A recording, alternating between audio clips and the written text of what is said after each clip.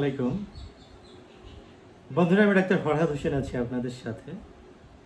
এই মুহূর্তে যে যেখান থেকে আমার এই ভিডিওটি দেখতেছেন আপনাদের প্রত্যেককে জানাচ্ছি আন্তরিক ধন্যবাদ।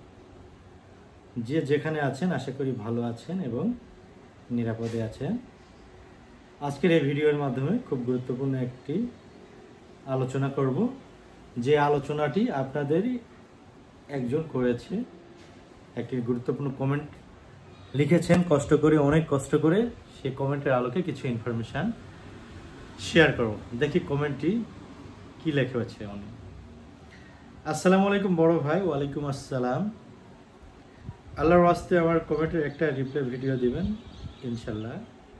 আমার সমস্যা আছে, আমার বিবাহের বয়স 10 বছর, 2টা বাচ্চাও আছে আলহামদুলিল্লাহ। খুব ভালো একটা পরিবার নিয়ে আছেন, হ্যাপি ফ্যামিলি কাটাচ্ছেন। কিন্তু 1 বছর যাবৎ আমার বীর্য পানির মতো পাতলা ও লিঙ্গ প্রবেশ করানোর সাথে সাথে বীর্য বের হয়ে যাচ্ছে। 1 পানির মতো পাতলা, 2 সাথে সাথে বীর্যপাত হয়ে যাচ্ছে। এখন আমি কি ওষুধ ব্যবহার করতে পারি? দয়া করে একটা পরামর্শ দিবেন। প্রথমত, বীর্য পানির মতো পাতলা, এই সমস্যার উপরে 3টা ওষুধ বলবো। একটা হচ্ছে সেলেনিয়াম, 2 নম্বর ডামিয়ানা, 3 নম্বর অশ্বগন্ধা। এছাড়া আরও মেডিসিন আছে যেগুলো ঘনত্ব বৃদ্ধি করতে কাজ করে।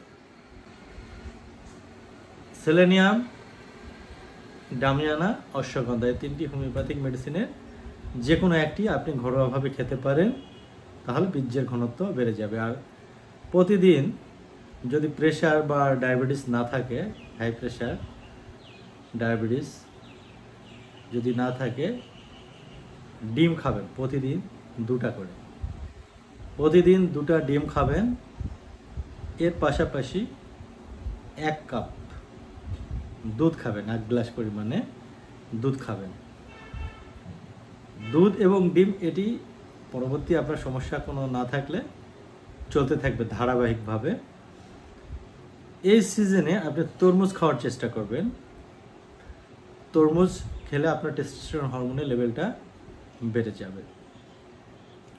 আর মাঝে মাঝে কলা, কাজু বাদাম এগুলো খান, অটোমেটিক আপনার বীর্যের ঘনত্ব বৃদ্ধি পাবে।